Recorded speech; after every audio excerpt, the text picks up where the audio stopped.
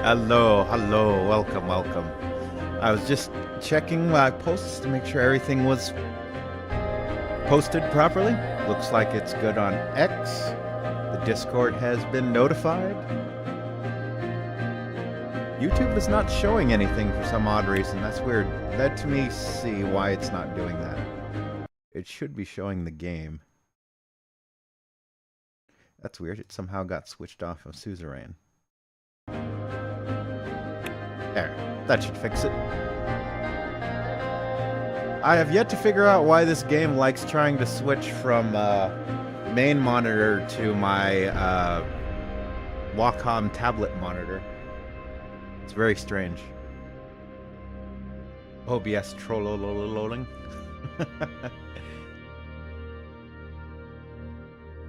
Alright. Audio is too loud for the game? Or the mic? I'll turn the game audio down a little bit. There. How's that? Better? Should go a little lower. Okay, we'll go a little bit lower then. There. We'll try that. We dropped it by 10 decibels. Better? Good? More? Less?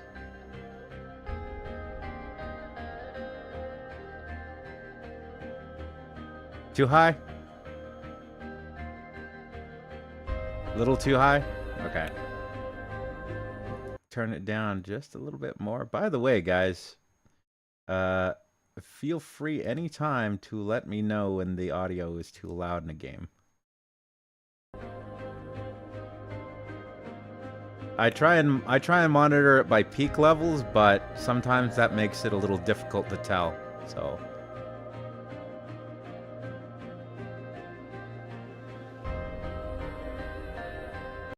alright, looks like it's still creeping up a little bit there. We'll try moving it down just a smidge. Just a smidge.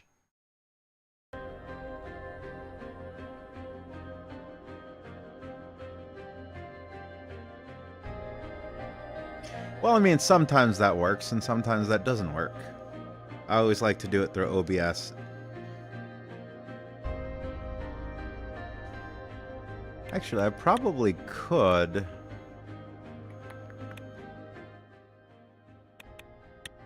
There. Now I should be able to bring this back up. Okay. We'll do it your way. For now.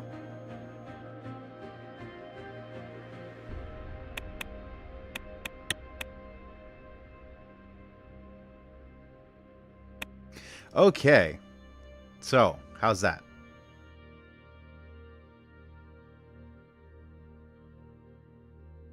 Better? According to the OBS monitor, it is coming in mid-green. Very, very much lower than my voice. 40%?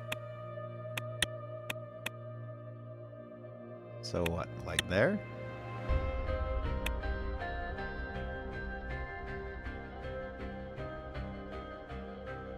I am worried that you will fuck up the next event. Hey, I sent Frank's ass to military school. Maybe it's a heel turn. Alrighty, so we should be good then, right? So are we playing the nobility game? The nobility game? No, we're playing the politics game. Alright, well, everything looks good. I don't know how it sounds. I don't have a direct monitor. It sounds okay to me. So let's get going. The next event is the hardest and most important one.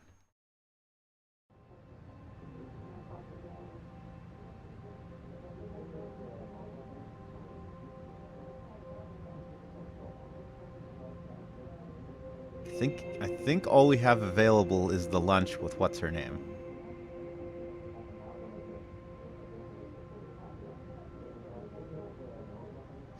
Played 0% corruption. Really impressive.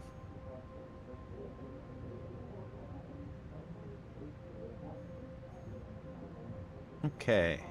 Nothing to do anywhere else. So... Okay, we've already read all of the... The President attends the Day of Dissension. As part of the grand ceremony, the Day of Dissension has begun with festivities in Deer. President Rain was in attendance along with His Holiness the Archbishop, who together performed the sacred ritual. The momentous occasion was celebrated by everyone, regardless of their rank and status. Swordland has once again felt unity amongst chaos to come together, forget their differences, and celebrated the Word of God.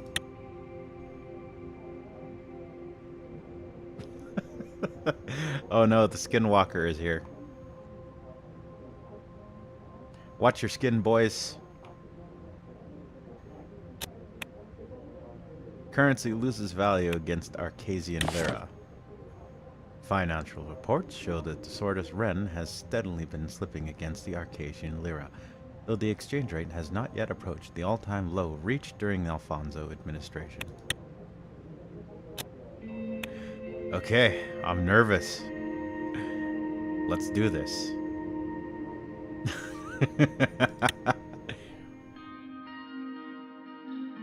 Nia Mordna has arranged a dinner meeting with Justice Isabel Edmonds. Ahead of the dinner, Nia and I met to have a talk. We settled on a table on the second floor of Le Papillon, a world-class lesbian restaurant in downtown Hallsword. The whole floor was reserved for us, and the music coming from downstairs was enough to guard our voices from potential eavesdroppers. I still can't believe Saul came to the vote. I'm sure he has also pressured the justices of the court right after that win. I can't speak any sense into them.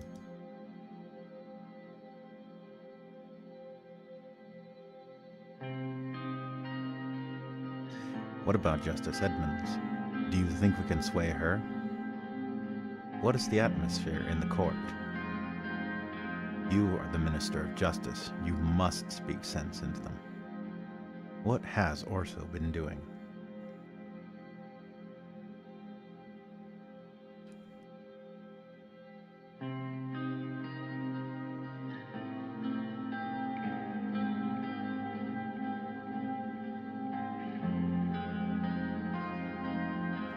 What is the atmosphere in the court?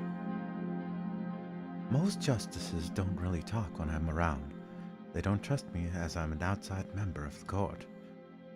I only know about 2 justices I've mentioned earlier who are with me. So we have 3 votes there. We still need 3 more votes. Isabel can potentially bring 2 to 3 votes. That's why she's our ticket. The old guards are frantically opposing your proposal, though I doubt there's any possibility there. But we might still need their help if Isabel can't bring exactly the 3 votes we need. What about Heron? I thought we could get to him. We won the vote. Maybe we could still persuade Orso. Can we rely on Isabel to bring all 3 centrist votes?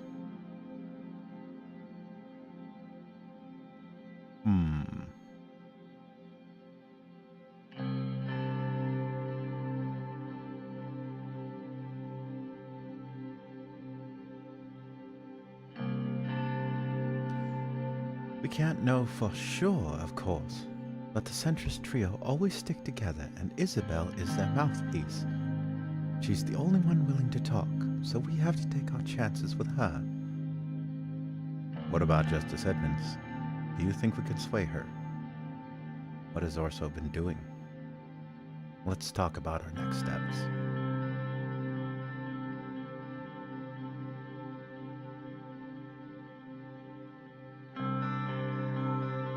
Yes, I think she's our best bet. We have a meeting with her now, after all. She's not openly protesting against the old guards, but she has told me that her concerns about them. She's certainly open to dialogue, but also skeptical. She seems to be scared of a potential purge against the court. Interesting. play into that. We can find common ground against the old guard. So you think she's scared of us?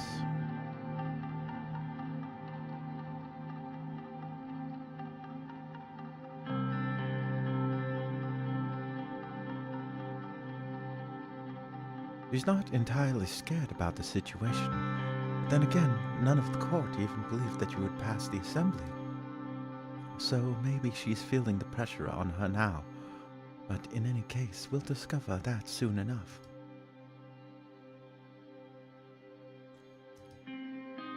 What has Orso been doing? He's doing his best to organize the court against your proposal. Their weakest link is Heron, but the rest are unbreakable.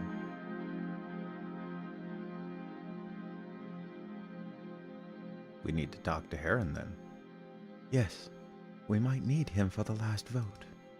You should call Lucien. He's been trying to deal with him.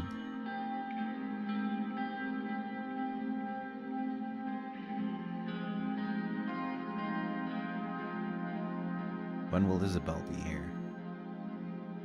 She looked at her watch.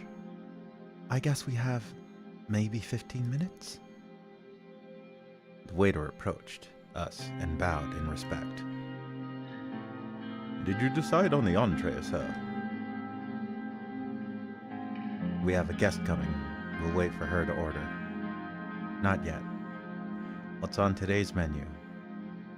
We're in a meeting here. Can you leave us alone?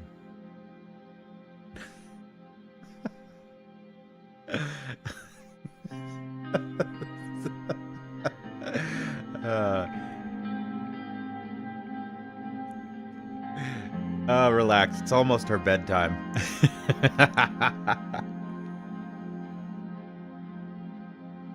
Oh wait, it's Friday.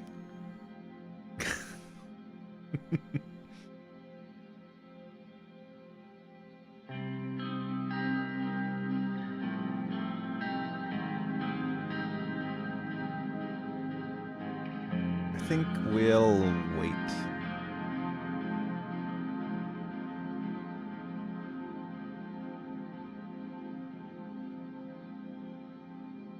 We have a guest coming.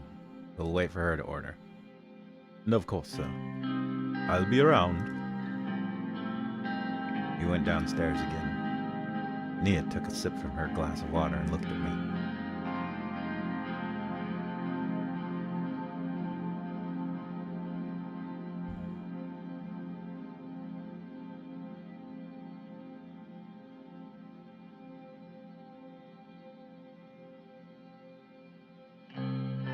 So, let's just move on to our plan with Isabel.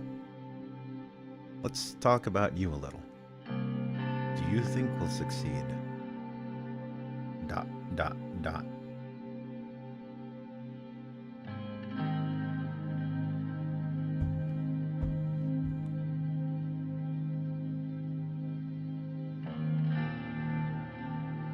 So, let's just move on to our plan with Isabel.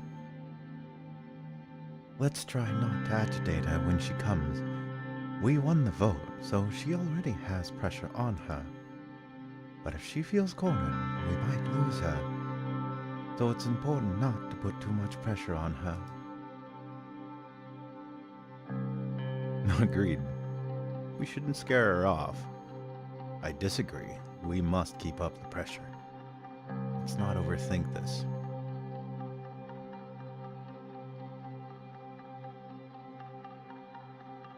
That's for the best. Certainly. I noticed Justice Isabel Edmonds coming upstairs. She was wearing a plain dark gray dress that hid most of her features.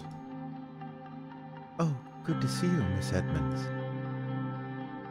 Nia got up from her chair to shake Isabel's hand.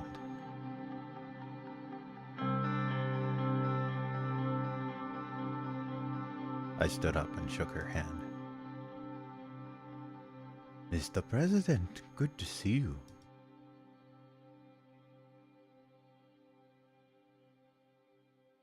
Good to see you, Justice Edmonds. Welcome, Mrs. Edmonds. Please take a seat. Why don't you have a seat over there, Mrs. Edmonds?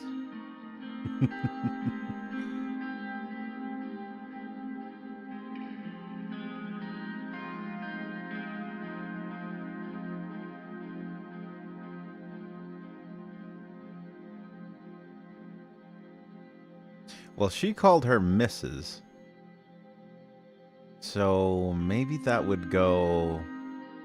Maybe a little bit less formal would kind of take some weight off of her. We'll try number 2. Welcome, Mrs. Edmonds.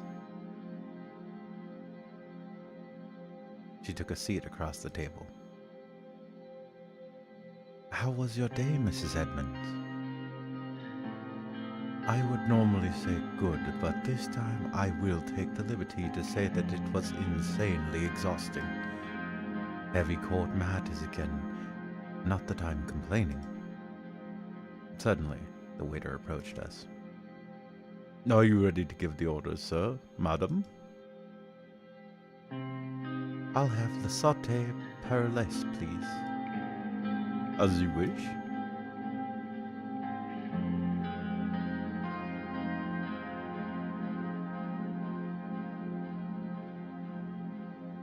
Oh, ladies first.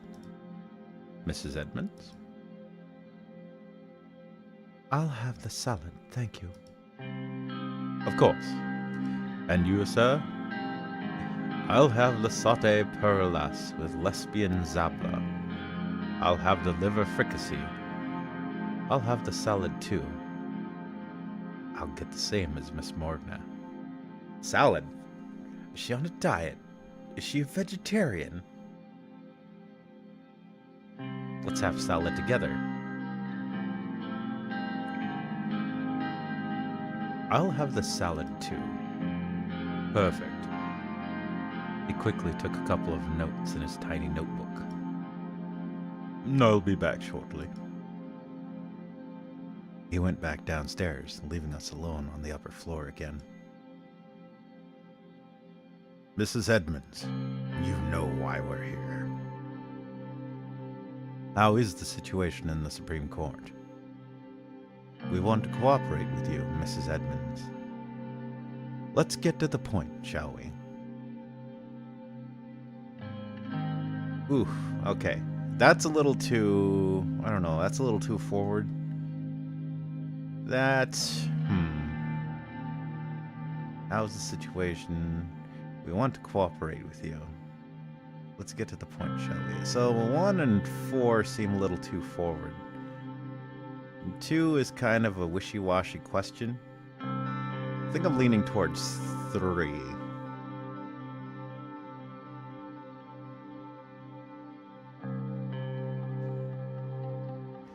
Glad you took the salad. Not taking it is a guaranteed fail.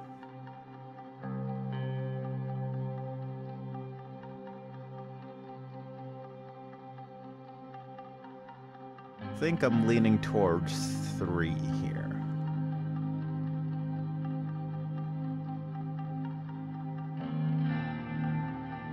Plus, we're using the Mrs. Edmonds. Maybe that's a hint.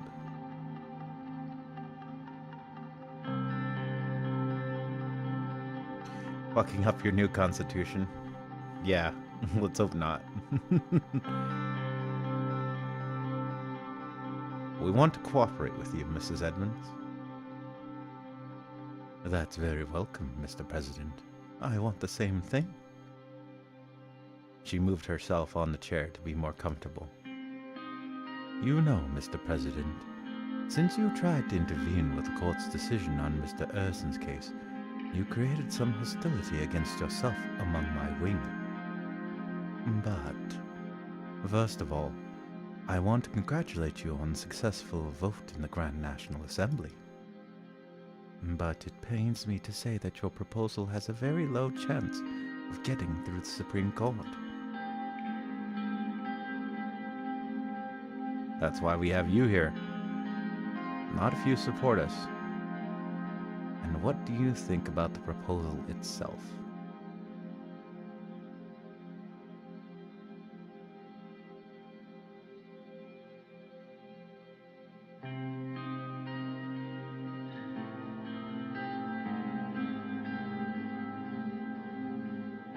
Remember in the beginning, the decision what to study, picking law makes this even easier. No other advantages this event. And what do you think about the proposal itself? To start with, I think it's disrespectful. You are packaging it as a democratic reform, yet it smells like an attack against the Supreme Court. Mrs. Edmonds, do you know it's true, Mrs. Mockner? Mr. President is aiming to destroy the court, and he needs us to do so. Why should I vote for a proposal that will take away my immunity as a justice? Was this the promised reform, impeaching a justice with the decision of the Assembly? The same Assembly that your party controls, by the way. We both know that the old guard that dominates and obstructs the court needs to be dealt with. We need a proper balance of power, Mrs. Edmonds. Try to see the bigger picture. And what about the powers of the Supreme Court?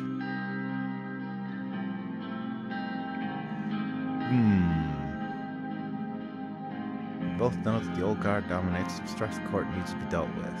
We need proper balance of power. Try to see the bigger picture. And what about the powers of the Supreme Court? So one would be like a divide and conquer sort of strategy. The old guard, I mean, that is kind of true. Need a proper balance of power.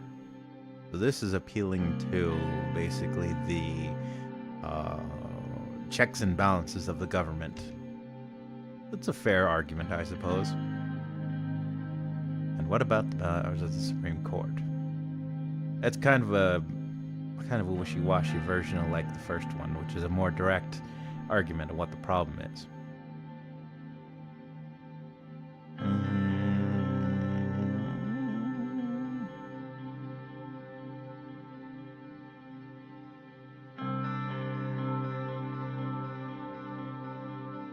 So she's already feeling pressured, so we want to avoid making her feel pressured or afraid.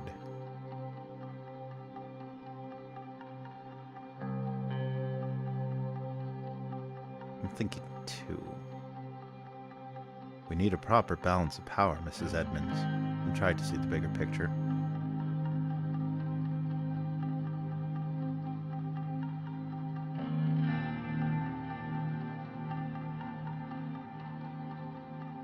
Proper? You are already trying to take right to vote on constitutional legislature and also open a way to impeach us, are you not? If you have the Gestapo, you can also scare her into voting yes. Gulag. She sighed. At that moment, the waiter came back from downstairs, carrying plates of food.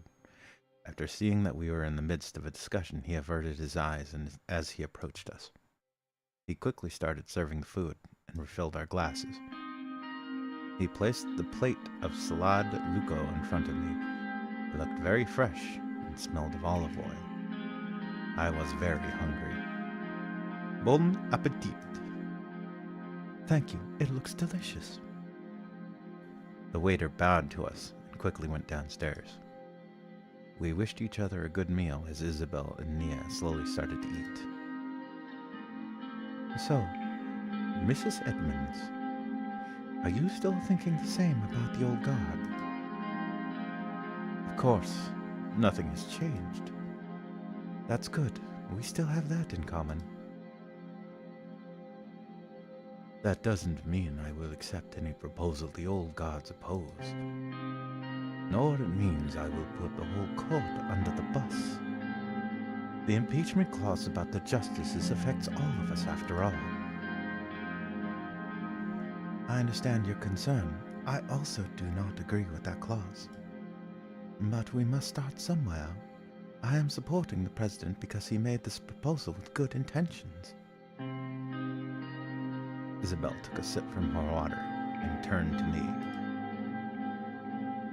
Tell me, Mr. President, what are your real intentions? We need a better democracy. That's all I'm striving for. I know that I can't do a lot, but I'm doing my best to start the change. I only want a strong swordland. I am trying not to lose the support of the people. This is their will.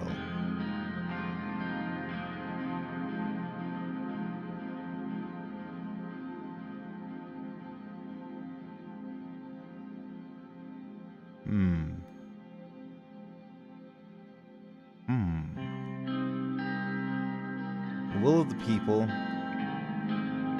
That's kind of a weak argument because we're talking about checks and balances here. The system exists as a check and balance against mob rule, which would be the will of the people. People are fickle. They can think and support very strange things at the drop of a hat, sometimes without even knowing what it is they truly support.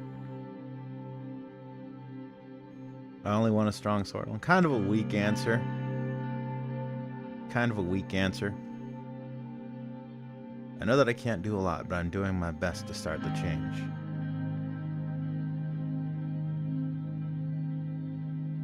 That's a weak answer. These two are kind of weak answers. Like, I'm trying my best. Try harder. Do better. Yeah, I was gonna go with one. We need a better democracy. That's all I'm striving for. Better democracy by eliminating the justices whenever you want, by binding the court to the assembly to do their bidding.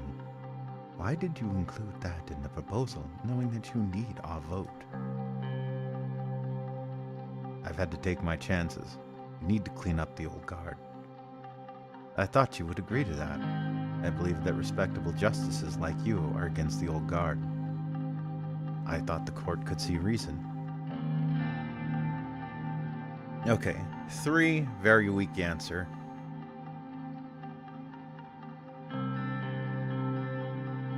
1 and 2. These are where I would want to go normally. We need to clean up the old guard. I thought you would agree to that. I believe that respectable justices like you are against the old guard. I think I like 2. 2. Let's kiss feet. Let's butter her up.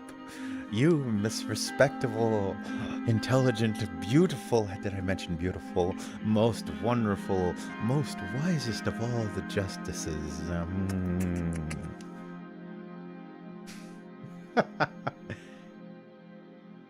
2/3 majority in the parliament. Every time you want.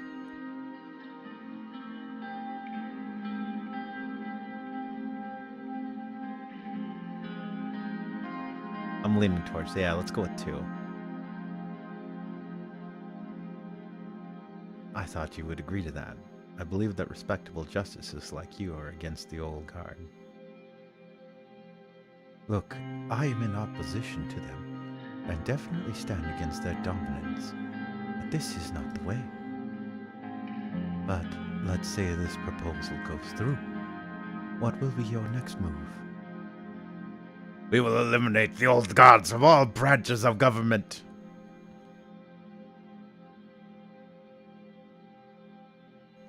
To ensure new processes are respected and executed in transparency.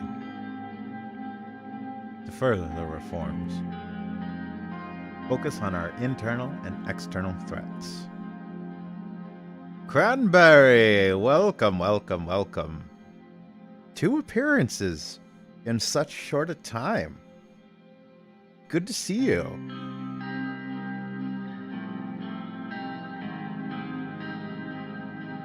We will eliminate the old guards from all branches of government. To ensure the new processes are respected and executed in transparency. To further the reforms. Focus on our internal and external threats. I think I like 2. New processes are respected and executed in transparency. 1 is a little too... I mean, if we're trying to put her mind at ease, 1 is a little too extreme. I mean, if she's already feeling pressure and they're already worrying about getting kicked, yeah, we don't want her thinking that. Furthering reforms? Well, I mean, that should go without saying if we're a reformist president, so no need to state the obvious. Focus on internal and external threats? Well, again, that should be a thing that we do normally anyway. These are kind of weak answers. This is a little bit too extreme an answer. This sounds the best to me, like I'd be trying to put her mind at ease.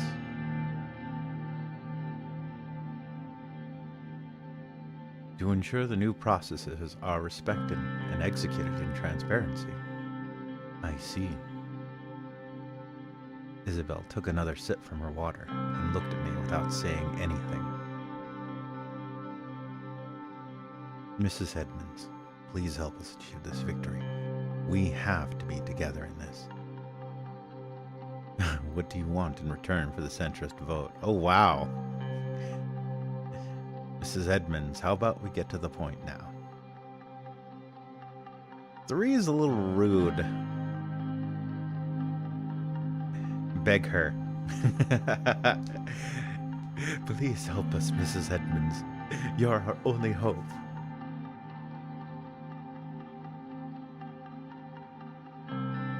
Number 2 sounds like I'm gonna attempt to bribe her. I don't think that would go over well if she started to think we were trying to bribe her. And number 3 is just kind of rude. So I'm thinking of the 3, number 1 is probably the least offensive in my mind. This is no question. Ass-kissing, bribe, and rude. Mrs. Edmonds, please help us achieve this victory. We have to be together in this. Perhaps that is the way we must take. Can you explain me one thing? How come you think that the Supreme Court's right to vote on constitutional amendments is a major problem with such priority? I thought we were... I'm asking the President, Miss Morgana. Why don't you ask the reformists? This proposal was made together. The court has been stopping every constitutional change, Mrs. Edmonds. The judiciary should not have legislative powers, Mrs. Edmonds. The point was a red line for Mrs. Richter. For Mr. Richter, we had to include it. Okay, 1 and 4 sound like I'm trying to pass the buck, which comes off as kind of weak. I don't think I would want to answer either of those. The court has been stopping every constitutional change. The judiciary should not have legislative powers. Constitutional change. Number 2 is kind of weak because it sounds a little whiny to me, the way I read it. Number 3 seems to play into the checks and balances arguments we've been making. Yeah, that's what I was thinking. The judiciary should not have legislative powers, Mrs. Edmonds. So that is your position, I see. I don't know what to say, Mr. President. These changes are one thing, but you also lead an alarming narrative. I am concerned about your heavy pursuit of capitalism. You are bringing Arcasia's influence to Swordland. I don't agree with that. We are not their puppet. Weren't you for Alfonso's free market reforms? Why are you suddenly against this? We need Arcasia's support as a country. They can be an important ally.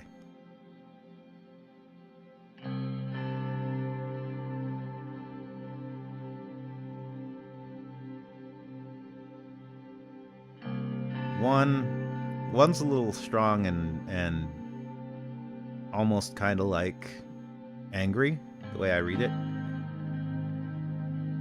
2 is kind of like pointing the finger at her, and if we're trying to avoid agitating her, that's probably not a good thing. We need Arcasia's support as a country. They can be an important ally. I think 3 is the clear choice here.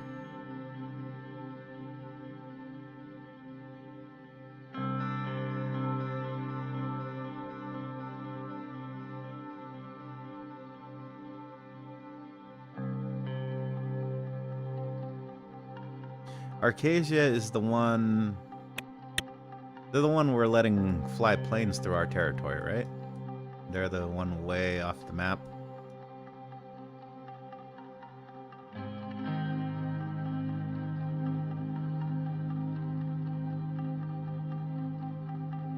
Yeah, they're the ones down here. So we are... So she's complaining about us allowing them to fly planes through our territory in order to get money.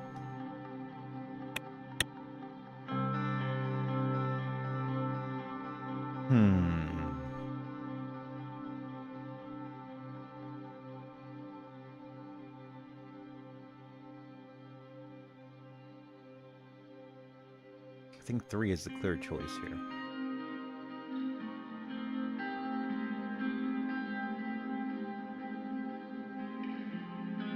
We need Arcasia's support as a country. It can be an important ally. I find the growing Arcasian influence concerning. I supported the free market reforms earlier, but you can't afford to be reckless like Alfonso. Nia suddenly cut in. If we were to come back to the point of unifying against the old guard, I want the old guard gone as much as you, but I am torn about this proposal. Don't be. We are together in this. This will open the way for further reforms, too. Vote yes. There is not much to think. Please, Mrs. Edmonds, we need your help. So this is the most kissy answer. 2 is rude. I'm just like, fucking vote, you bitch. Might as well have called her bitch, too. Vote yes, you bitch! Don't be. We are together in this. This will open the way for further reforms, too. Well, if we're avoiding pressure, the last thing we want her thinking is that we're gonna push for even more once we get done with this. I'm thinking 3 is probably the least offensive. It'd be a coin flip between 1 and 3, but I think 3...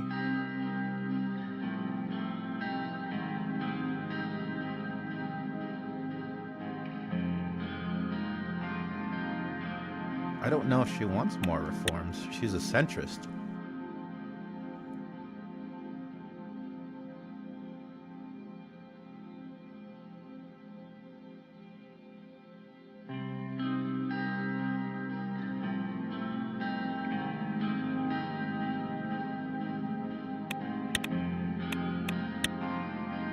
Yeah, I don't know. She's a centrist, so I don't think she's gonna want like a ton of forms flooding through.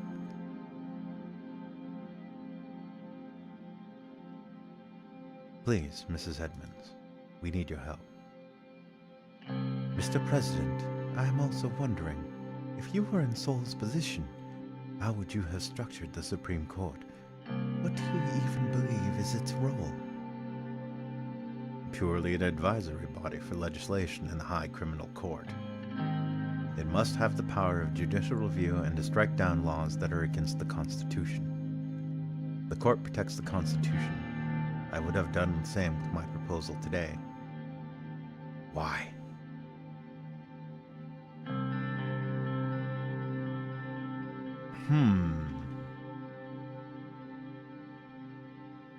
Purely an advisory body for legislation in the High Criminal Court? That's a little rough. Must have the power of judicial review and to strike down laws that are against the Constitution. Number 2 is a more fair answer. I like that one. Number 3, the court protects the Constitution. I would have done the same with my proposal today.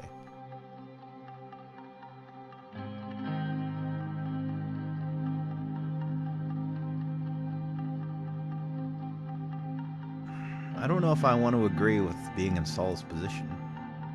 Of course, we're making a theoretical argument, but none of us would ever know. There's a lot of factors that went in that we would never know. Why?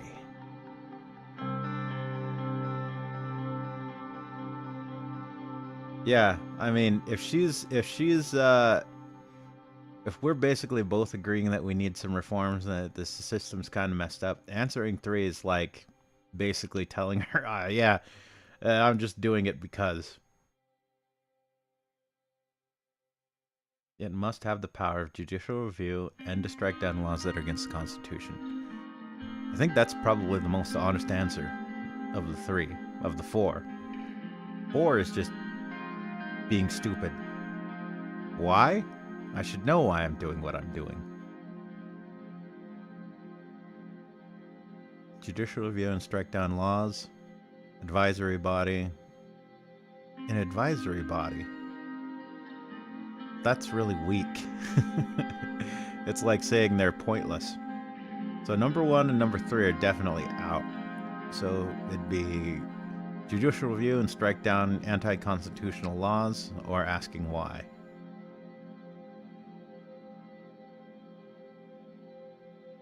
It must have the power of judicial review and to strike down laws that are against the Constitution. So what do you think about the judicial review? Why are you asking me this question? She's obviously trying to ascertain what our intentions are, to put her mind at ease, and what we are going to do with these reforms. So I don't know if we need to ask her why she's asking these questions. It plays an essential role in assuring that each branch of government recognizes the limits of its own power. It gives the court an abrupt power over other branches. Wow, 3 is 3 is a heck of an answer. An abrupt power over other branches.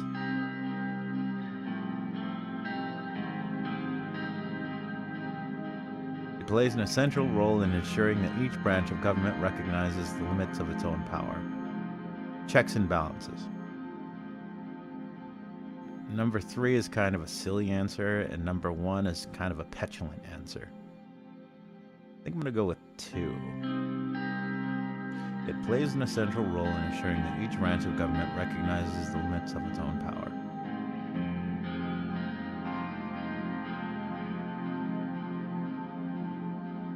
Precisely.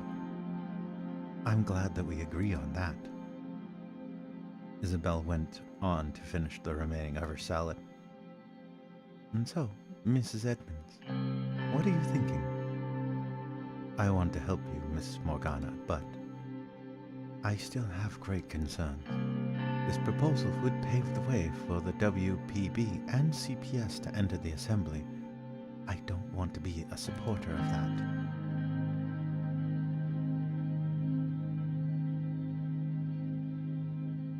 Who are they? Workers' Party of Bludia. Oh, those guys. And the Swordlander Communist Party. So she's worried about extremists getting into the court. We can't silence different political opinions anymore, Mrs. Edmonds. I don't agree with their ideologies, but we must be fair. The threshold now only affects them.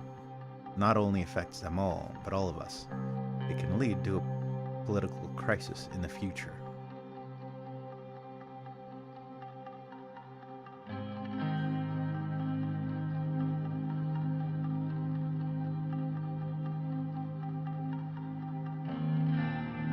We can't silence different political opinions anymore. That's kinda, I don't know. I don't agree with their ideologies, but we must be fair. The threshold not only affects them, but all of us. It can lead to a political crisis in the future. Not just extremists, commies. Well, commies and these guys are tied to the terrorists, right?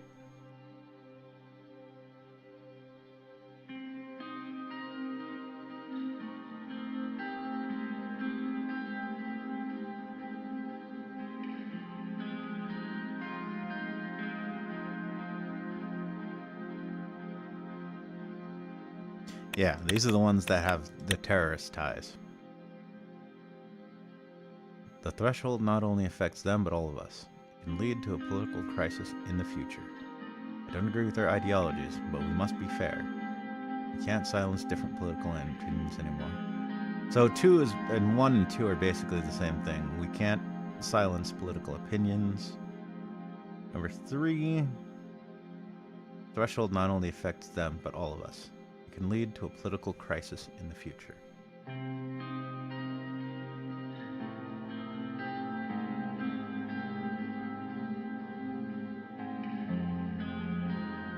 Yes, the BFF is WPV is tied to the BFF, allegedly.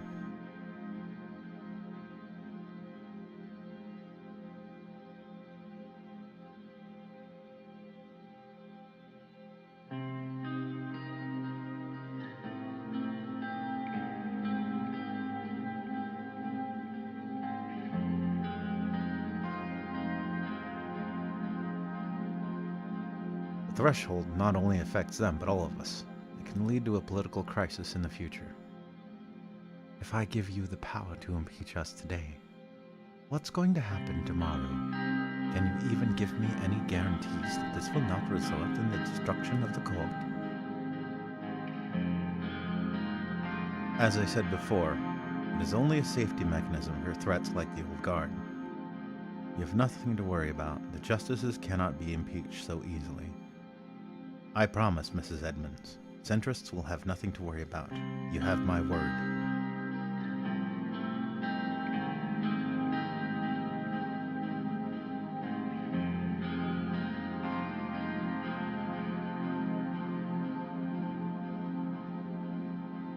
As I said before, it is only a safety mechanism for threats like the old guard. You have nothing to worry about. Justices cannot be impeached so easily.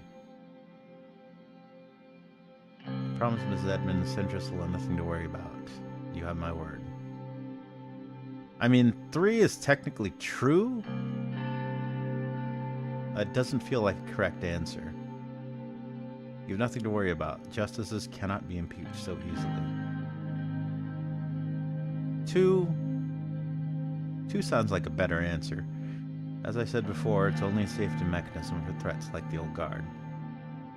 I think 1 and 2 are probably the better answers. And of 1 and 2, safety mechanism for threats, justices cannot be impeached so easily.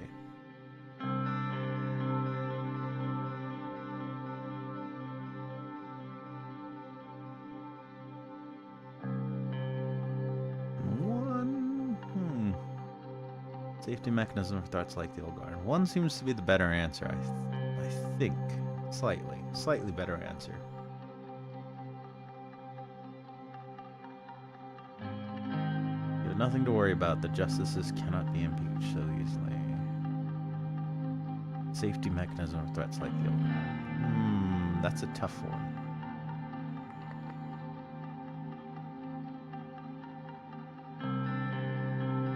I think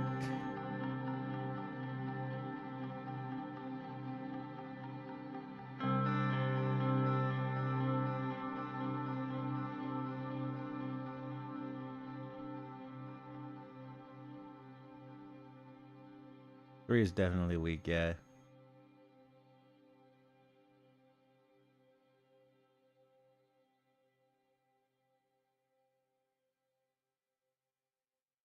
Let's bring up the old guard again. As I said before, it is only a safety mechanism for threats like the old guard. Anyway, at least the proposal introduces term limits. I can say I support that point.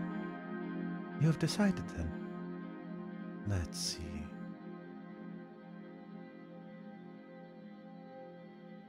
Mrs. Edmonds, I really hope you vote for the proposal. Please, Isabel, this vote means a lot to us. Stay silent.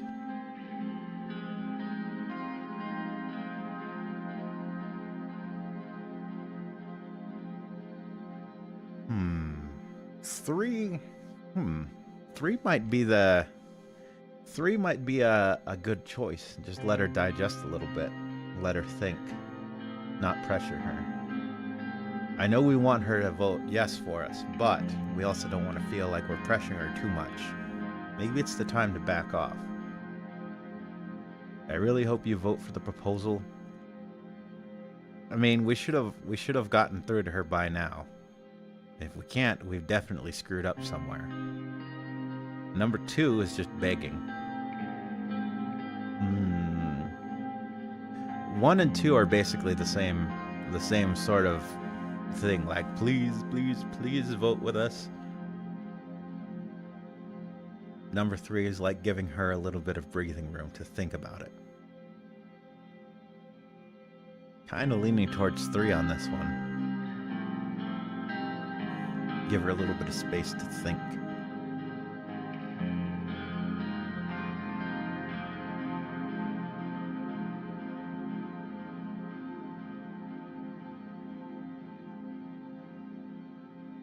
Yeah, I don't think we want to put her on the spot.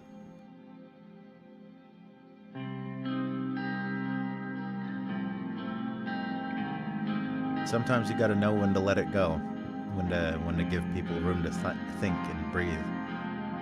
Yeah, I'm gonna go with 3. I waited for her to continue. I think I can get behind this proposal. You think? Thank you, Mrs. Edmonds. That's great to hear.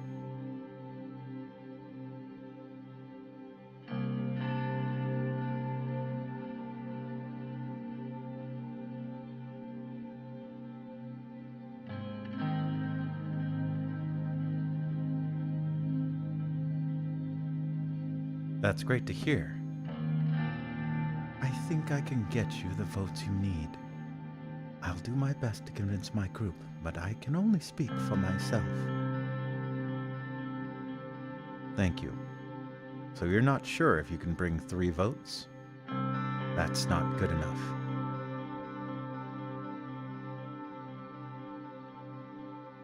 Okay, 2 and 3 definitely don't sound like good answers. We've already got her on our side. Let's not fuck this up. Thank you. That's great to hear that you will support us. Thank you. I see that we're all finished with our meals too. I think it's time we conclude this meeting. Thank you for inviting me here, Mr. President.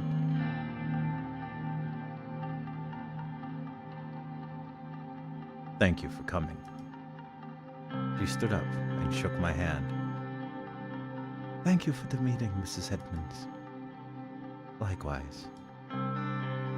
Isabel took her coat and walked downstairs. Nia and I looked at each other. That's good news.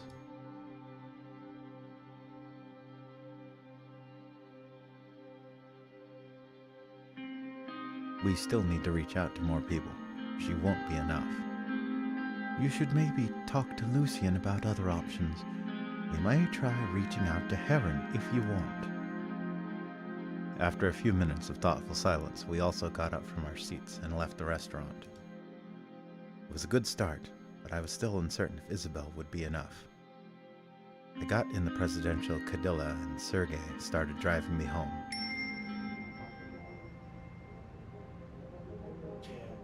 Whew, that was tense.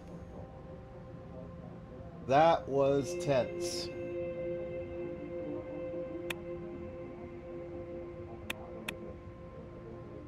Anything in the newspapers? Nope.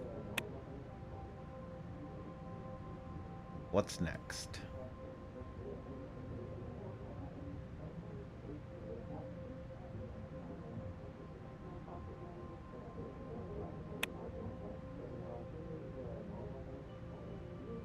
I think it's just that one over there by Erlori.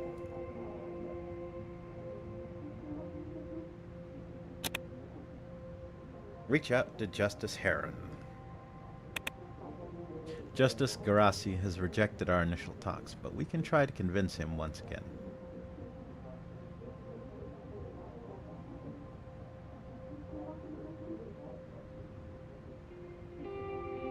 Alright, hold on right quick. My cup is empty and I need more water, so I'm gonna go grab my my water jug. I'll be right back. Take a quick moment, stretch out your legs if you need to. I'll be right back. I'm gonna see if I got any snacks in the kitchen too.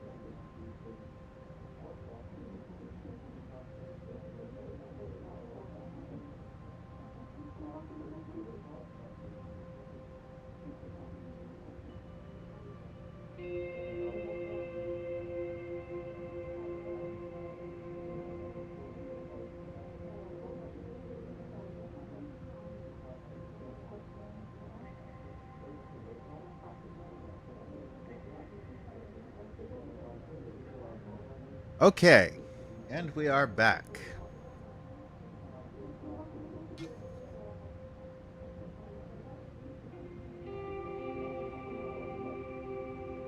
Excuse me. Okay. Well, let's see what this guy has to say. Reach out to Justice Heron. The vote of the Supreme Court draws near, and we need to sway Justice Heron Garasi to maximize our chances of winning the vote for the new Constitution. After the initial rejection, we could bribe him, send Lucien or Nia to convince him to enter the negotiation table or outright ignore.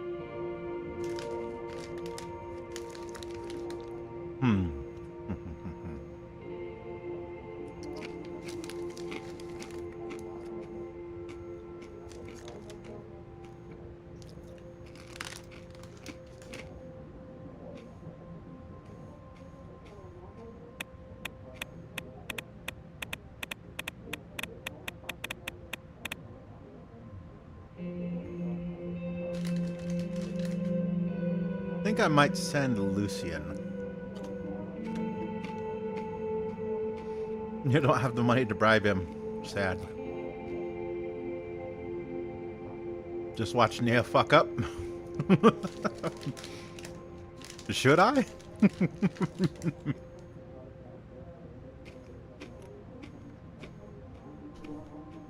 I don't know. I kind of want to have Lucien go do it.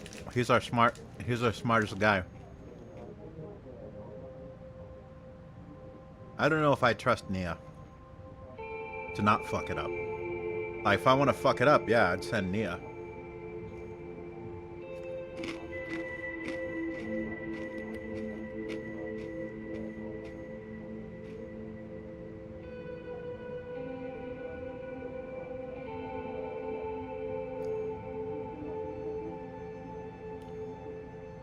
Yeah, let's send Lucien and see if he can pull it off. Go, Lucien.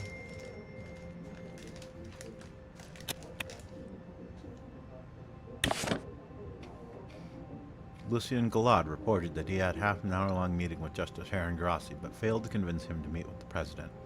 He also said that he did his best to persuade him to support the proposal, but didn't get any proper answers. He expressed his deep apology for not bringing anything meaningful from his meeting with the justice. Oh, damn. That's not good.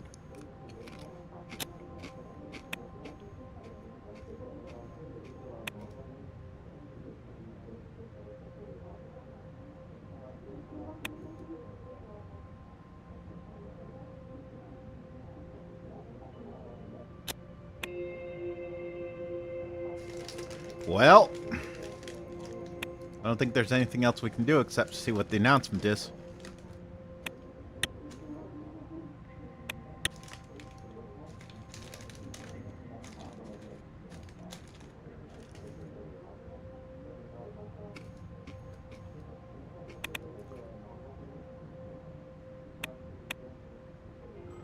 I know, but why win by a little when you could win by a lot? That vote was a little too close anyway. All right, let's see.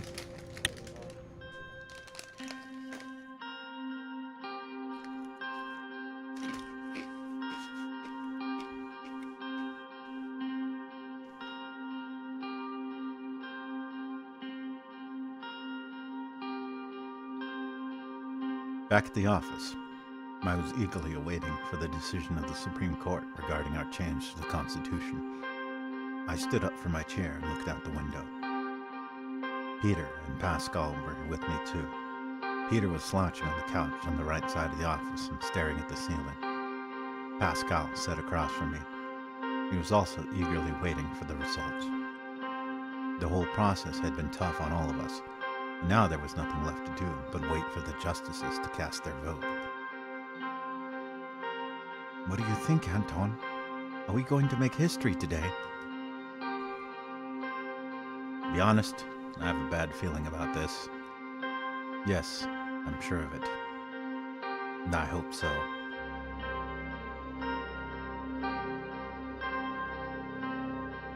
I mean, theoretically, theoretically, whether we win or lose, we would make history.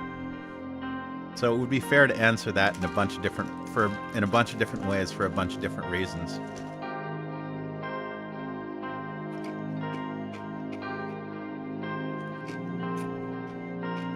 Me personally, I'd answer number 3. That'd be my normal response to something. Number 1, we're already stressed. We don't need more stress.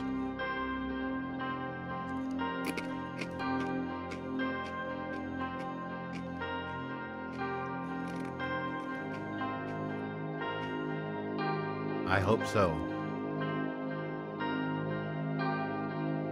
So you trust Isabel to bring the votes?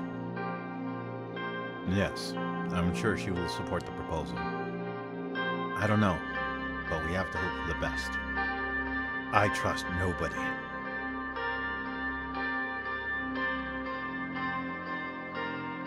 Yes, I'm sure she will support the proposal. I hope so. My real worry is Havin. I don't think we need his vote. I think we need his vote. But anyway, we'll learn about the vote soon. The session is already underway. By the way, what time is it? I looked at the tall case clock in the room. It was already 20 past 11. The court's voting session was scheduled to end in 10 minutes.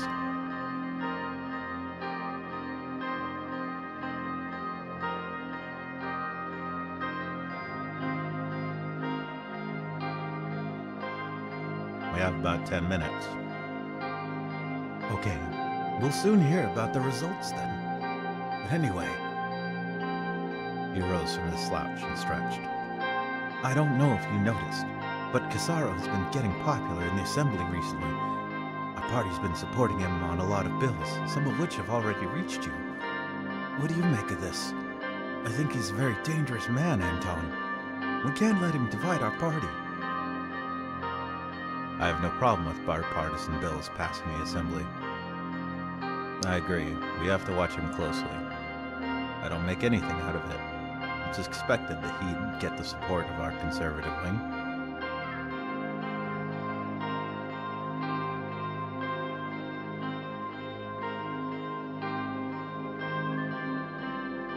Benner's the nationalist guy, right? And he was the one that said he wanted our vote to fail, that it would be the best thing for our vote to fail.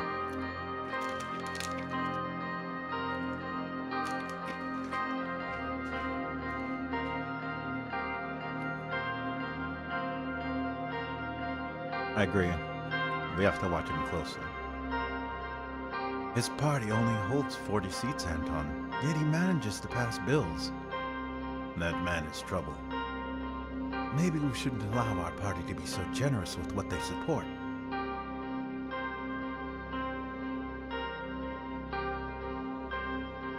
Suddenly, Olivia entered the room. In her hands was a large object wrapped in straw paper. Good day to you, Mr. President, and Mr. Pennywall. Am I interrupting you? No, please come in. Is there a problem? Yes, you are. What is it? It's okay, Olivia. What happened?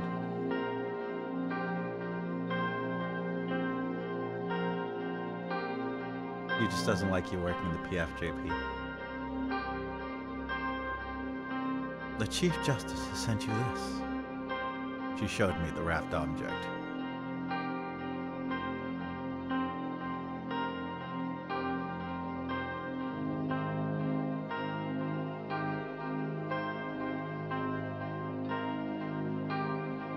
An opening to the commies.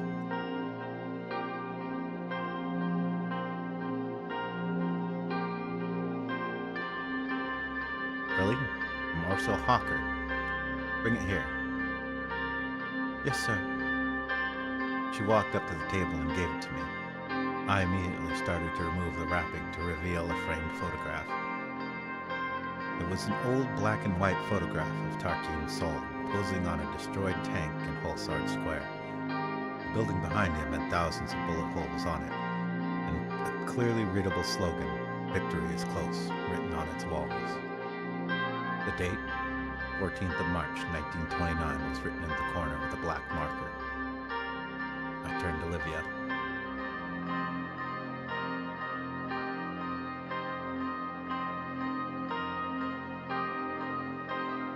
Did Orso say anything to you about this?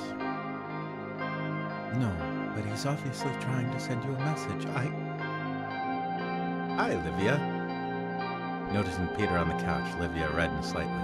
She gave a small wave, which Peter returned. Mr. Vice President, I'll be leaving now. As soon as she left the room, Peter came up next to me and took a look at the photograph. Nice present. This must be some kind of a message. Damn Orso. Yeah, painting at Tarquin's Hall. What a nice present. What do you think?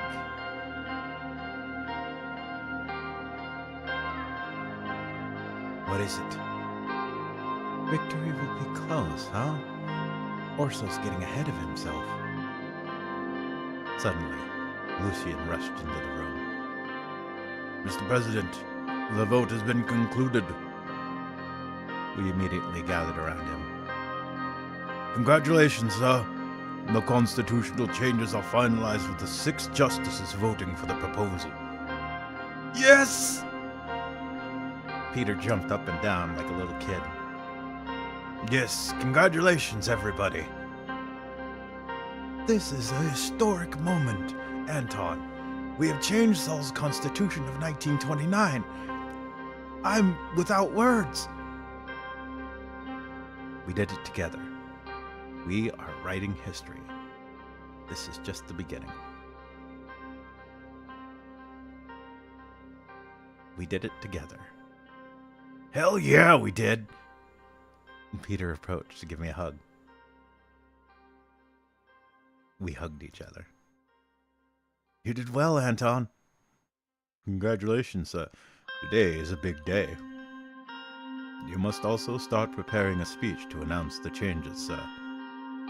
I'll go ahead and reach out to the cabinet. We can celebrate this together over a meeting. Constitution of 56. Successfully amend the Constitution of Swordland.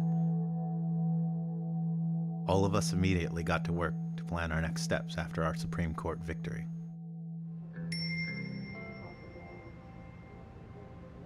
Justice is impeachable by assembly, 2-term limit, presidential decrees require election threshold to 8%, appointment of ministers required, president impeachable by the court, and presidential vetoes can be overruled.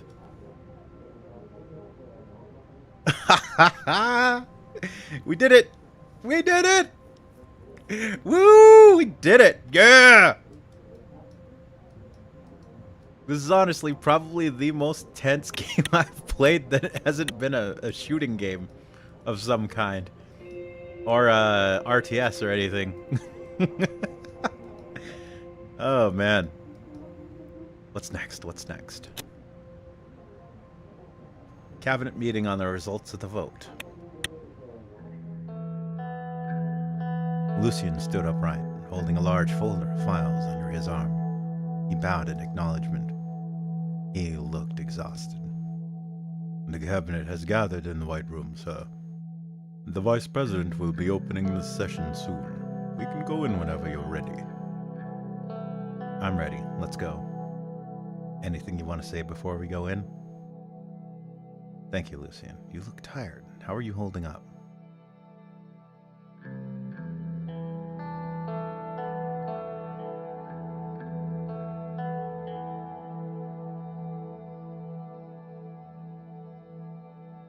It's nothing, sir. I'm ready and able as always. Good to know. I need your full potential. I hope so, Lucien. I can't have my team get worn out at a time like this. Are you sure? You can be honest with me.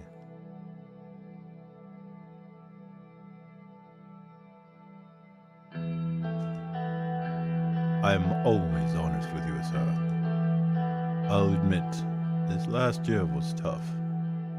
Especially all that lobbying work. But it's nothing to break me down, sir. Trust me, I'm fine. He fixed his tie. Anything you want to say before we go in? I only want to congratulate you again, sir. You wrote history. Thank you, Lucy. I couldn't have done it without you. We've done it together.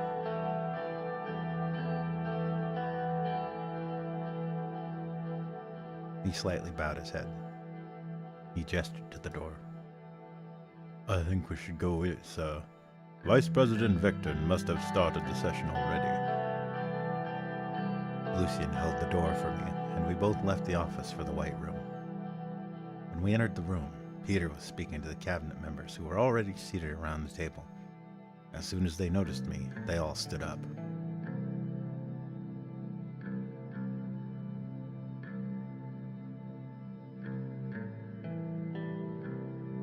Good day, everybody. Please have a seat. Ladies and gentlemen, Limp Biscuit, chocolate starfish. Good day, everybody. Please have a seat. Peter turned towards me. Everybody except him took their seats. He stood right next to my chair in the middle. And here's our president. He held up my chair for me to sit down and smiled. Please. I sat down.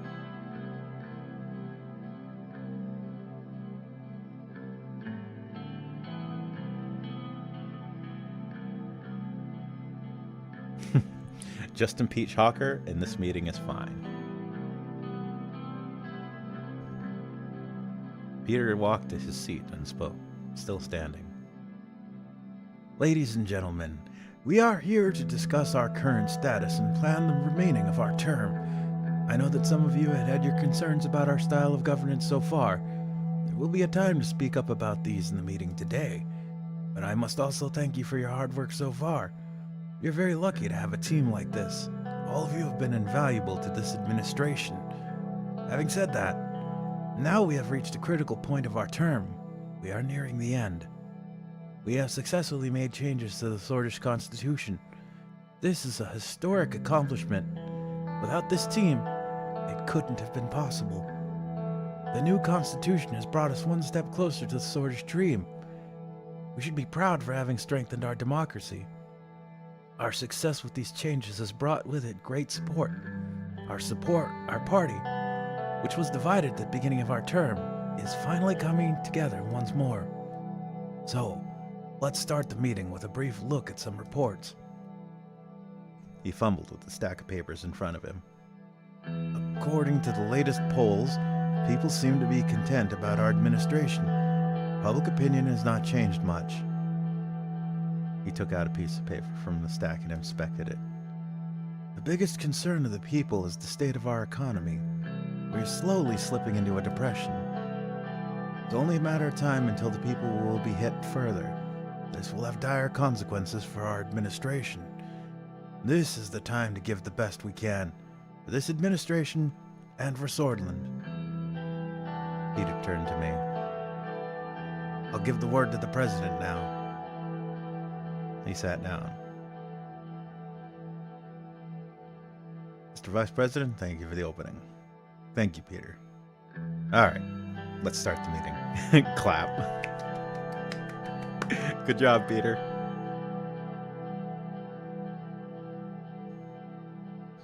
Mr. Vice President, thank you for the opening. Everyone's eyes were focused on me. First, I'll make an important announcement. I have decided to form an alliance with the PFJP. First, I want to hear brief reports from East Ministry.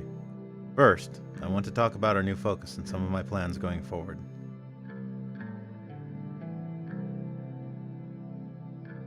I want to hear what's going on with the ministries, so let's see what they've got to say.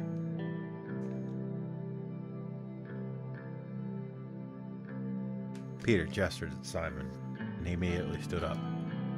Mr. President and dear colleagues, Mr. Vice President was pretty on point with his summary of the current economic status. He also used the word depression. He couldn't have been more correct. Our GDP has shrank by 15% last year. This downward trend has broken our economy over the last years. If we cannot contain this in time, we will end our term, in the truest sense of the word, in a depression. However, this is not reflected well with our debt situation. Our total national debt has increased about 85 billion SR this year. If we maintain such a deficit over the next years, we will face a massive debt crisis, which could crash the economy. The Assembly is working on introducing new tax bills which will generate more revenue for the government. These efforts will depend on the government's deficit situation. On the other hand, unemployment has seen no positive changes. There has been an increase in joblessness. It is now at 26%. We've lost control of the situation. We caused millions of people to lose their jobs. He paused for a moment.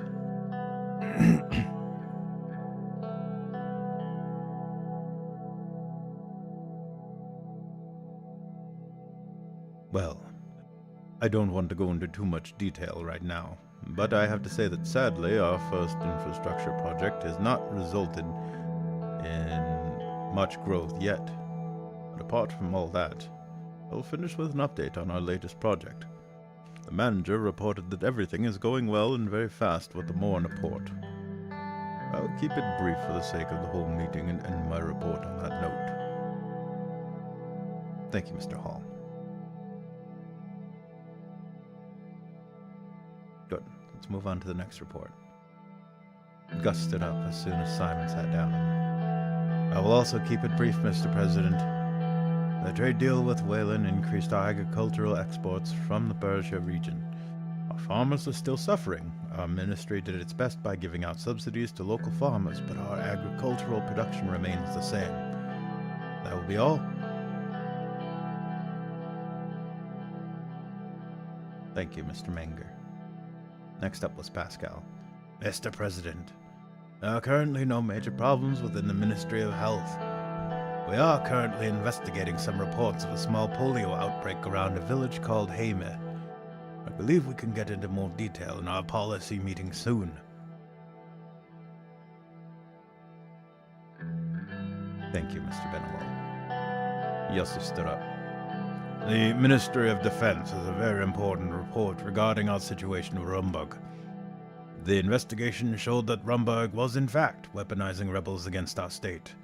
We have learned that they have been aiding the Blutish rebels in Wayland too. Our military must stand ready for any possible attack coming from Rumburg. We have gathered intelligence regarding their military research and production. They are building a massive army. Our military forces don't have the budget to prepare against such a force. We cannot let them threaten us like this. Make the necessary arrangements, Mr. Lancia. We'll have to use whatever we have to its limits. I don't think we should escalate. Let's refrain from sending them a response.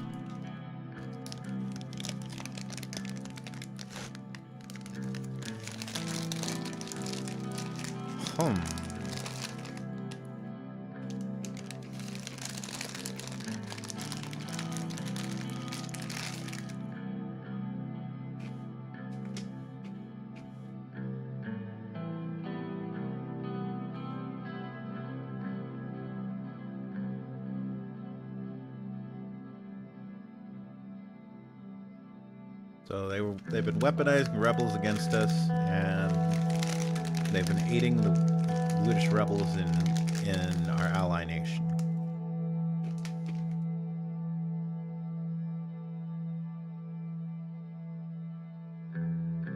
They're building an army.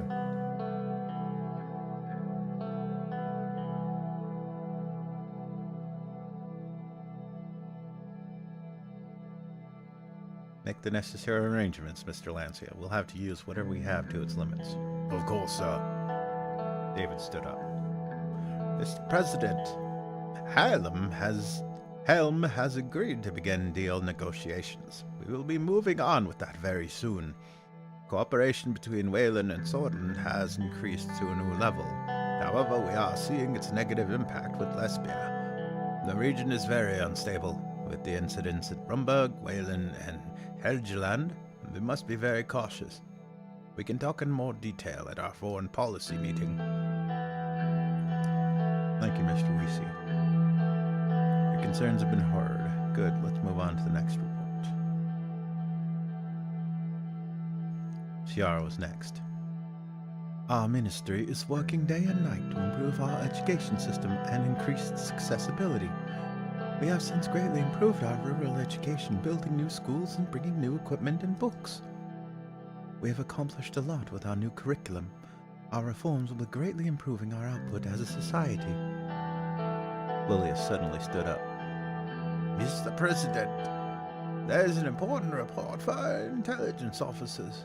We have disrupted the radio signals of several active Brutish Freedom Fort militants in Persia. There seems to be some sort of preparation going on. We might need to implement some new measures soon. We will provide you with a more detailed report at a later date. Unfortunately, after the departure of Governor Braun, the situation in the Special Zone has barely changed. Despite not following the extreme policies of his predecessor, Governor Kroll is continuing with the discriminatory policies against the Bloods in Persia. I'm afraid if this continues, we will have a major problem in our hands. The reports of the BFF organizing its forces is very concerning. Luckily, I have some good news about the abolishment of the Persia Special Zone. Apart from a few small details, the project is ready to be implemented. We can get rid of the governor soon. I will send the follow documents to sign, Mr. President.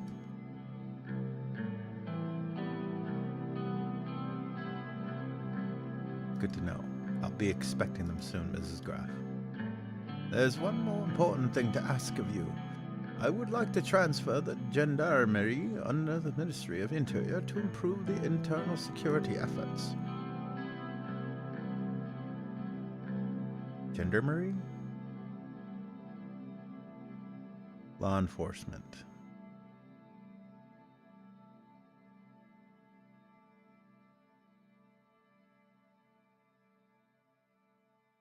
Are they supposed to be like the military police?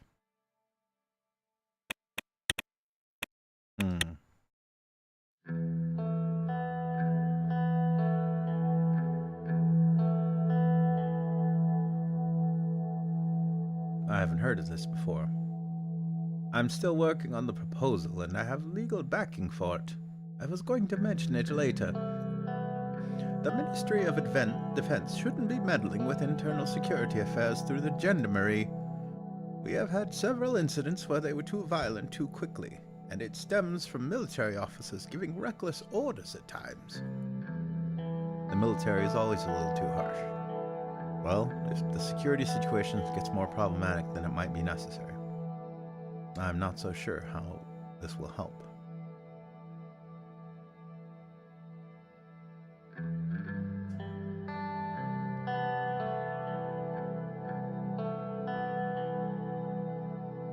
I can assure a better internal security structure with cohesion and successful operations.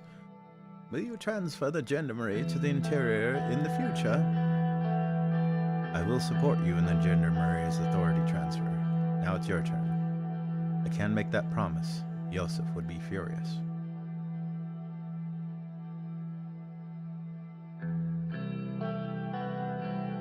I mean, she makes a good point, and she was spot on about the other thing.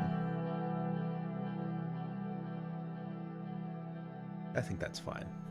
Yosef won't like it, but there's a lot Yosef doesn't like. Excellent. Lilia smiled faintly. Nia stood up.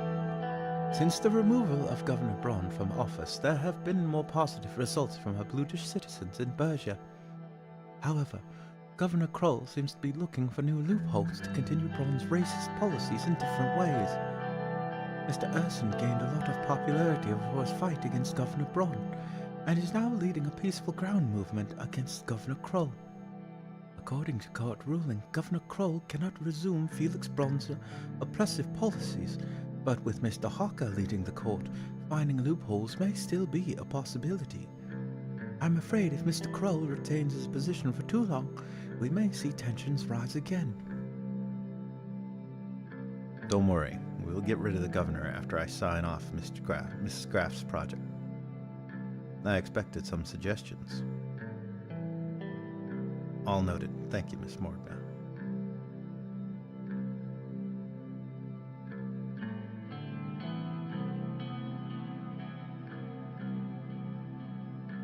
Nia took her seat.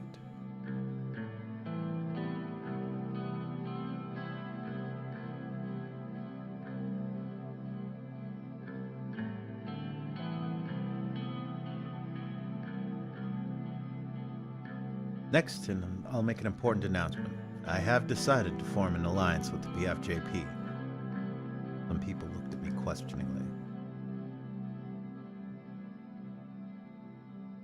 Does anybody have any concerns about this decision? Lilia stood up.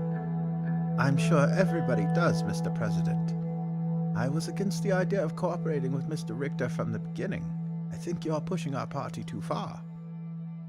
Joseph nodded in agreement. You need to respect my decision. It is a done deal. I disagree. We have much in common with Mr. Richter. An alliance with them is beneficial for our party. I came here to change this party. I need the reformists' help.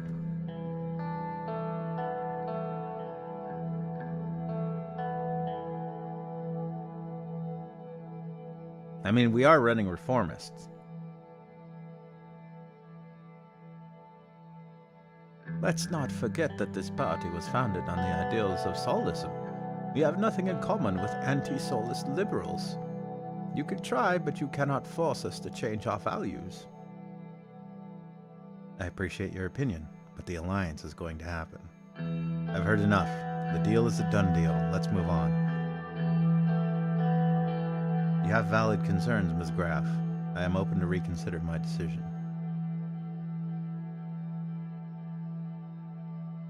So either we're going with the deal, or going with the deal with an exclamation point, or I might reconsider. But we already agreed with Richter. Which one was Richter?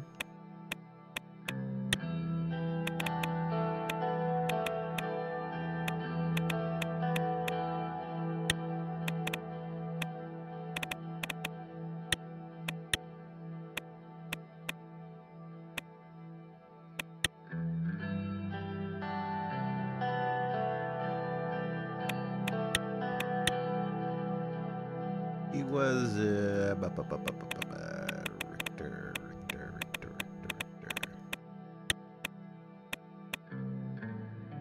Who's that dude? The Superman looking dude. Franz Richter is a Swedish politician, businessman, and a Freedom and Justice Party. He is also chair of Antares.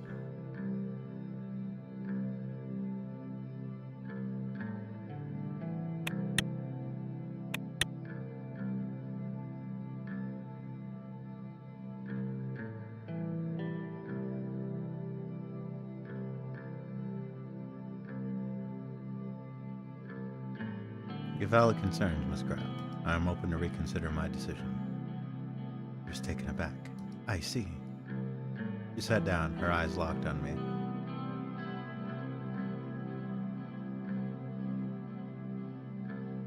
Oh shit.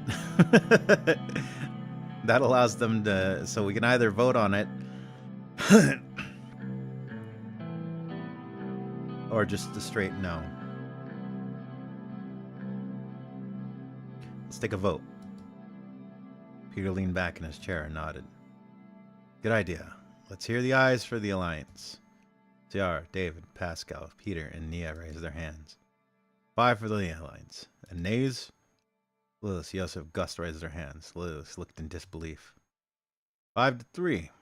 I think it's settled. You've seen the vote, Lilius. It's decided. Good. We are proceeding with the alliance. She did not respond or look me in the eye. I tapped twice on the table. Freedom and Justice. Enter an alliance with the People's Freedom and Justice Party. I tapped twice on the table. Order! Order in the court. Oh yeah, I found my gavel. So now I can hit my gavel on my podium.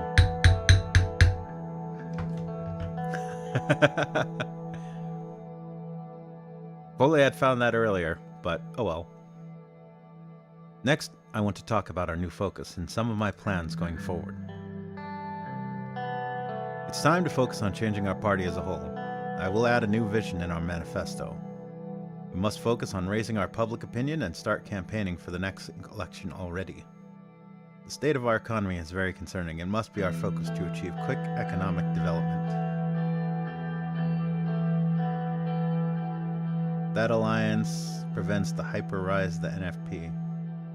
The NFP? Isn't that, what's his name?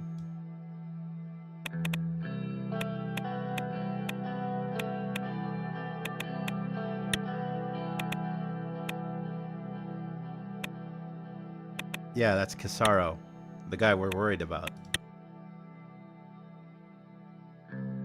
Did you already impeach Hawker? Not yet. Not yet. We're still in this meeting. It's time to focus on changing our party as a whole. The state of our economy is very concerning. It must be our focus to achieve quick economic development. Yeah, we want to fix the economy. Simon nodded in agreement. Swordland needs to become an economic powerhouse. We can't get elected if we do not improve the economy. We should focus on eliminating poverty and homelessness.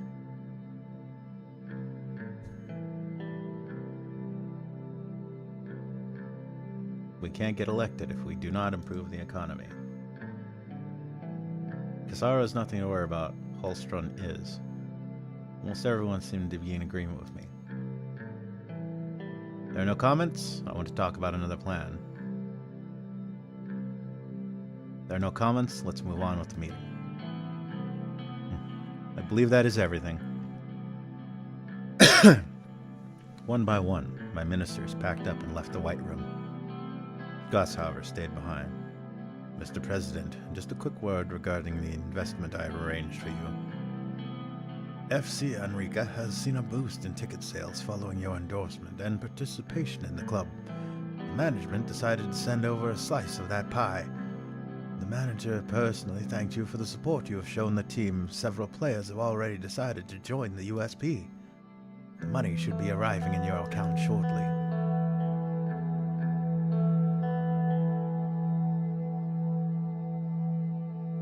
If you know Doctor Who, Holstrand is basically a Dalek. So what, he goes around just exterminating people? Exterminate. Exterminate.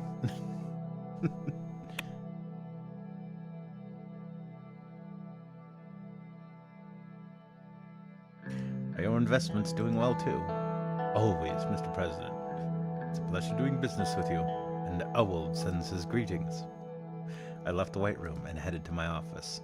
The last 2.5 years had gone by so fast. Hey, we got a personal wealth. We could have used that and saved Freg from going to military school, but it was his decision not to study and do his best on his grades. It really is funny if you get rid of Cabenner. He is the only thing holding him back.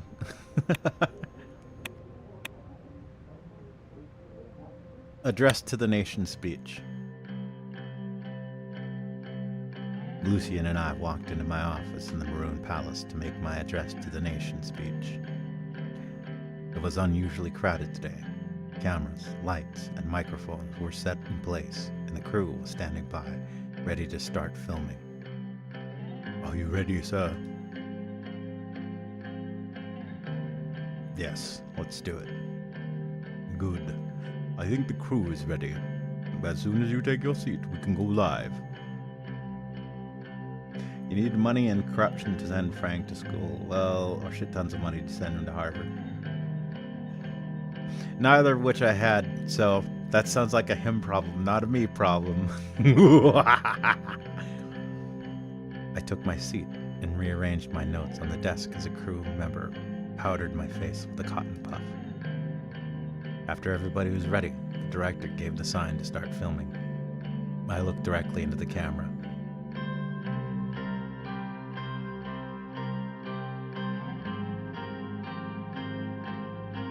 my fellow citizens, my fellow swords, brothers and sisters.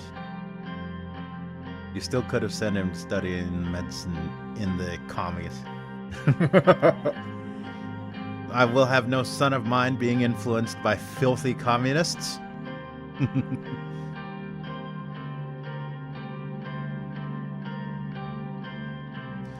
My fellow citizens, I am happy to have this opportunity to talk with you about the changes we have undertaken in Swordland. I am grateful to earn the honor of finally modifying the Constitution of Tarkeen Sol. I'd like to speak about our future, about a great historic effort to give the words freedom, fairness, and hope new meaning and power.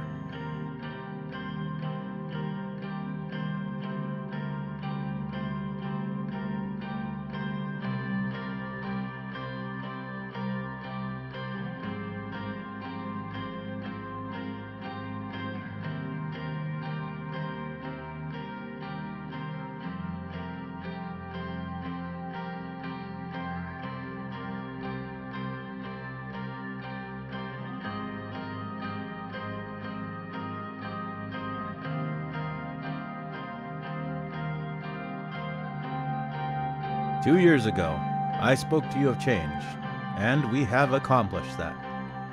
I am proud of what our government has accomplished. We have finally brought fairness and balance to our once decrepit system. We have reached a turning point in Swordland's history.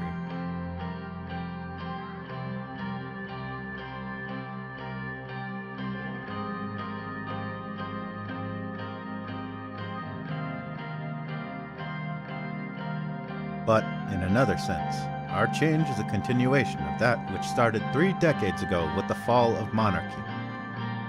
We need to remember where Swordland was 2 years ago. Those days are behind us now, and the change we brought has been real.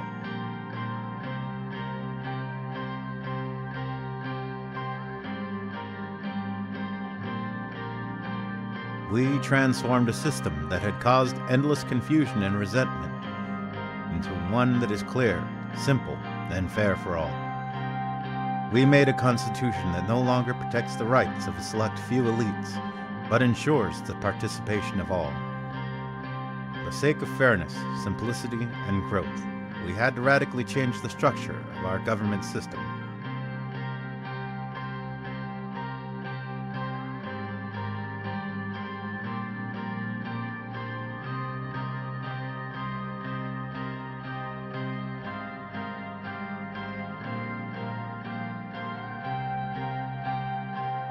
By now, I'm sure that you have one question on your minds. Will our reforms help you? You bet they will. We see them as democratization of Swordland because they close loopholes that benefit a privileged few. I've spoken with and received letters from thousands of you. I know how hungry you were for change.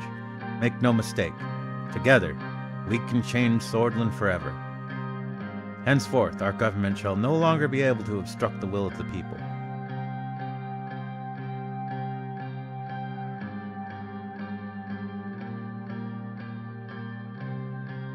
New term limits will ensure that no single person can block change when it is most needed.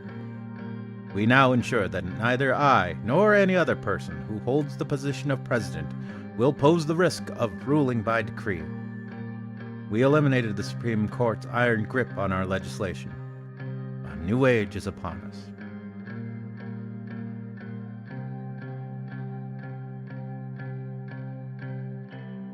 I will personally make sure that every change is respected and executed properly. Beyond this, we intend to strengthen the democratic freedoms of every Swordish citizen. For too long, our Supreme Court has acted on behalf of sinister deep state interests. That ends from now on.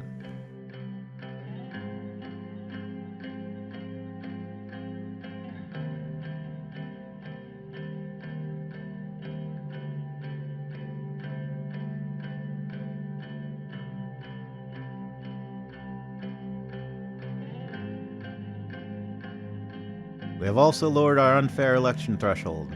No longer will the voices of the minority be silenced. Voices were raised saying that we had to look to our past for greatness and glory. We proved, and will continue to prove them wrong. I promise you, we will not stop.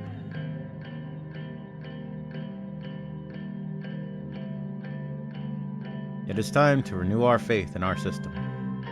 The new changes in our system have planted the seeds for untold future successes. But we, the present-day swords, are not given to looking backward. In this blessed land, there is always a better tomorrow. We are creating a nation, once again vibrant, robust, and alive. I pause to take a deep breath. Now, we have our next challenges. We will be focusing on Swordland's internal and external threats. With our reforms complete, our government will now focus on the economic development of Swordland. We will not rest until every Swordish citizen enjoys freedom, dignity, and opportunity that is our birthright.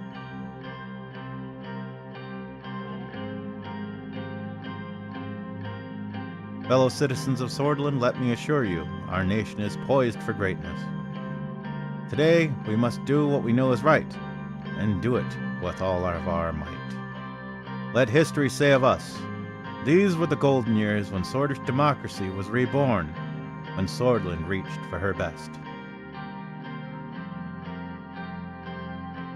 I'll remind you of the revolutionary phrase, morning will come, victory is close. I am now glad to say that morning has finally come. I will not let any of my fellow citizens down. The United Swordland Party will keep fighting for a stronger and more united Swordland. The future is in our hands.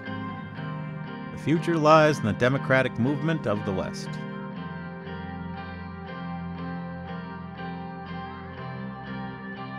I took another deep breath. Lucian shooed a fly away from my forehead. For a Swordland of wisdom that honors the family, knowing that as the family goes, so goes our civilization. For Swordland of vision that sees tomorrow's dreams in the learning and hard work we do today. For Swordland of courage whose servicemen and women, even as I speak, proudly stand watch on the frontiers of freedom.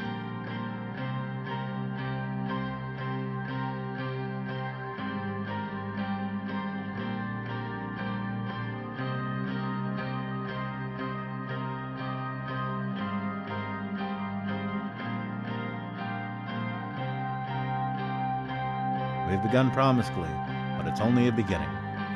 We're not here to congratulate ourselves on what we have done, but to challenge ourselves to finish what has not yet been done. Let us begin by challenging our conventional wisdom.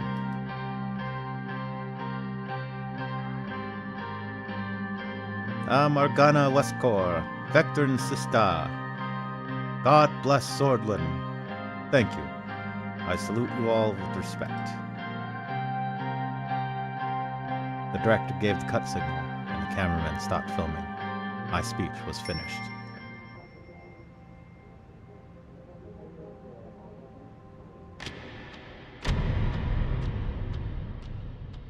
Revelations.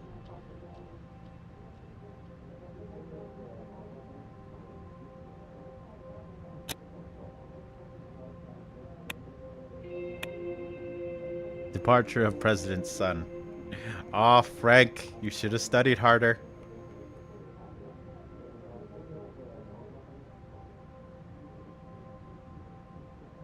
It's alright, the military's not bad.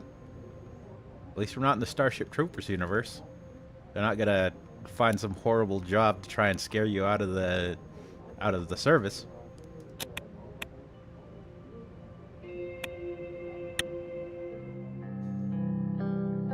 It was a cloudy, rainy day in Hullsword. The gloomy weather couldn't dampen my spirits. My constitutional reforms had passed in court. I had won. That wasn't the only cause for excitement in the Rain household. Today, Frank was finally leaving home.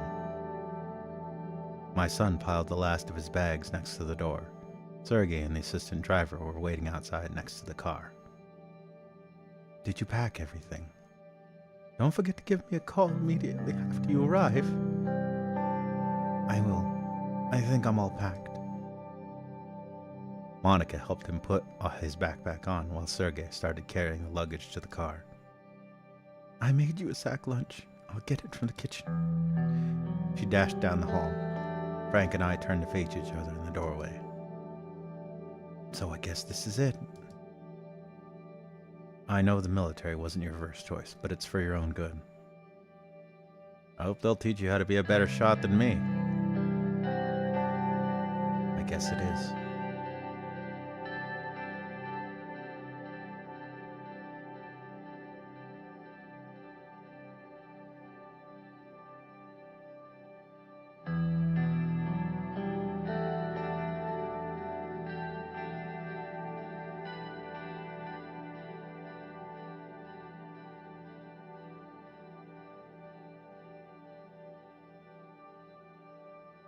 That wouldn't be hard.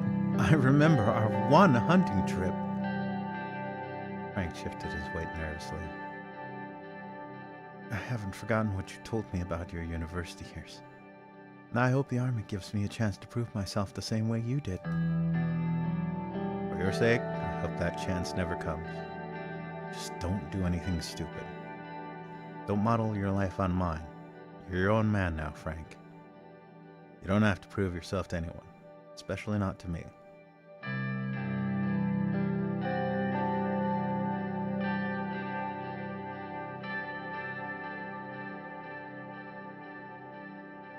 Frank smiled. All right, Dad. In that moment, Diana rushed to the door. Frank, I'm gonna miss you. I'll miss you too. Don't forget. You've got to give Mom and Dad an extra hard time for both of us now. Diana nodded. Okay. Frank picked up his sister and gave her a big hug. Monica appeared in the doorway, holding a paper bag. I cut off the crusts of your sandwich, just the way you used to like. I'm not a kid anymore, Mom. Can't a mother pretend? Oh, Frank. She embraced him with tears in her eyes. Frank looked as if he was about to cry as well. I caught her glaring at me over his shoulder. I hoped someday she would understand why I decided to send him away. Sergei approached. So, Frank needs to catch the next bus to the border to get to the military academy before roll call. We will have to leave now to make it. Thank you, Sergei. Frank turned around and took one last look at me.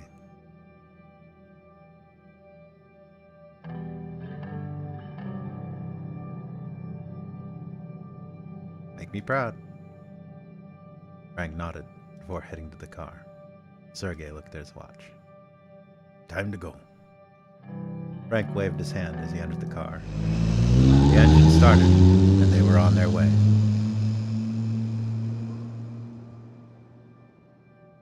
Monica stood next to me as they drove away. Her eyes were teary. There he goes. It already feels different. She put her head on my shoulder.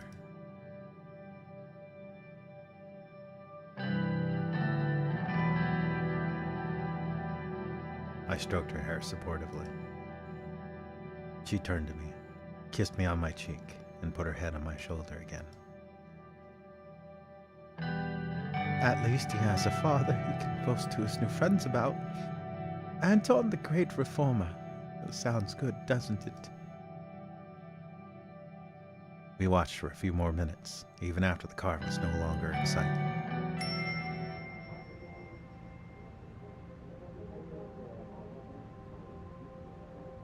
Dispute with the interior, dispute with the military.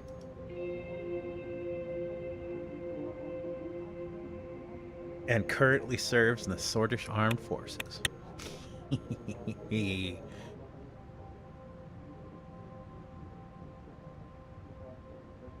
If Frank dislikes you, and he makes a peace offer.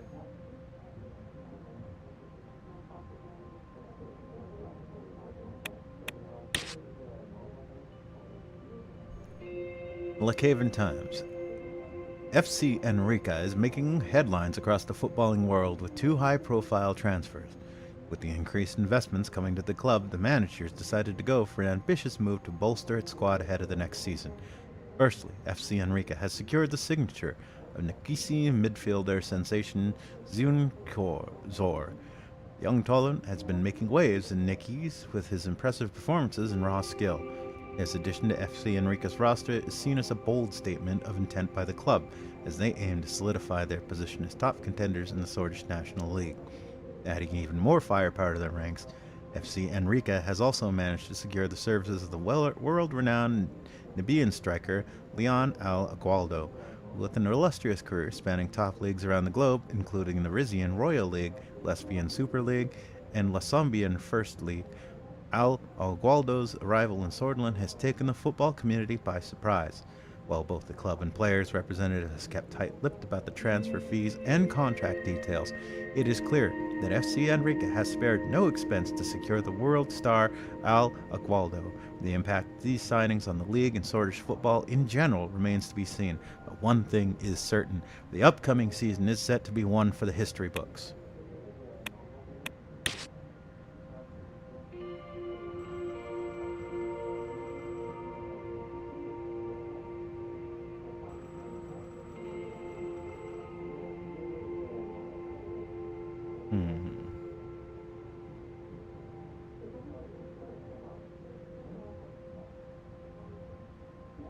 Reparations. Hundreds killed in Helgeland. Alright, what's the next chapter? Discussion on the changes of the law. Alright, what time is it? It's almost 10 o'clock. Been about 2 hours. That's a good solid stream. So next time, we will look forward to discussion on changes to the law. Office of the President of Sordland Maroon Palace. So, we'll wrap it up there. Thank you everybody for tuning in. As always, it's a pleasure. I am enjoying the heck out of this game. It's kind of funny to think that I had this in my collection for the longest time and I had not thought about it. And then I was just going through old Steam games that I'd had for a long time that I'd never installed, and I saw this and I was like, Suzerain, what is that? I had no idea at the time that this would be end up being one of my most streamed games. I think at this point, this game may have the most entries in number of live streams so far. I could be wrong on that, but I don't think I would be. Yeah, I think this pretty much, if we went by sheer number of streams, is probably the number one right now. But I am thoroughly enjoying it. So, hopefully before my employment situation changes and I'm limited to like 3 days a week for streaming. Although, it depends on how hard the work is. They're supposed to be 10-hour days, so I may be too tired to stream and I may need to get my rest. I'm going to make the best of this job. Today should be the day where I hear, and hopefully I hear good news. Fingers crossed. So, I'm going to wrap it up here and keep my fingers crossed and see what happens. Thank you everyone for tuning into the live. Yes, even the Skinwalker with her weird comments. Baron, always a pleasure to see you here. It was good to see Zhao as well. Cranberry has been pretty rare lately, but is busy, I understand.